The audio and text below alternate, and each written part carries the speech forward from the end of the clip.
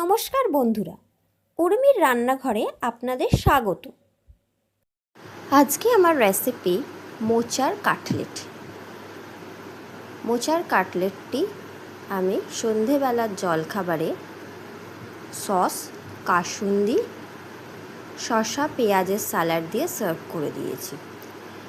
মোচার কাটলেট বানানোর জন্য মোচা সেদ্ধ করে চটকে নিয়েছি, কাঁচা লঙ্কা কুচি, ধনে গুঁড়ো, জিরে গুঁড়ো, হলুদ গুঁড়ো, স্বাদ অনুযায়ী নুন, আদা বাটা, স্বাদ অনুযায়ী চিনি আর ম্যাগি মশলা, আলু সিদ্ধ দিয়ে সমস্ত উপকরণ দিয়ে আমি এটাকে মেখে নেব ভালো করে।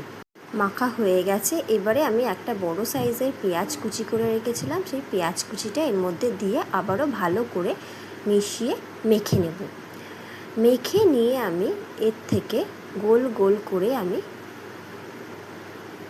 চপের কাটলেটের শেপ দিয়ে নেব। প্রথমে আগে গোল করে নেব, তারপরে এটাকে কাটলেটের মতন করে যেমন শেপ দেয় সেই রকমভাবে শেপ দিয়ে নেব। শেপ দিয়ে নিয়ে আমি এটা বিস্কুটের গুঁড়োতে এপিট ওপিট দুবার কোট করে নেব ভালো করে।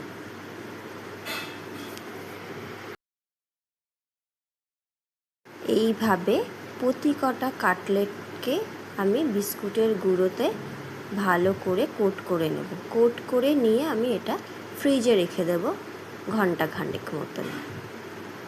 ঘন্টাখানেক রেখে দিলে এটা ঠিক মতন সেট হয়ে যাবে ফ্রিজেতে ঠান্ডা।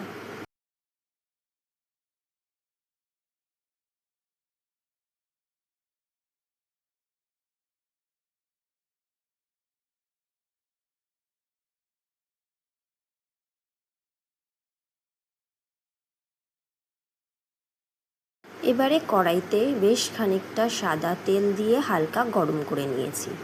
এবারে লো ফ্লেমে কাটলেটগুলো দিয়ে দেব।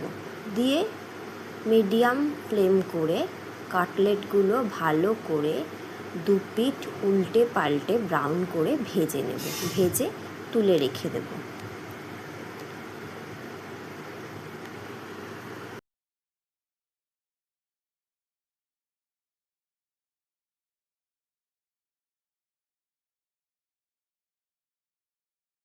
আমার কাটলেট ভাজা হয়ে গেছে, এক পিঠ আরেক পিঠ উল্টে দিলাম, দিয়ে ভাজা হয়ে গেছে, তুলে আমি সার্ভ করে দেব গরম গরম।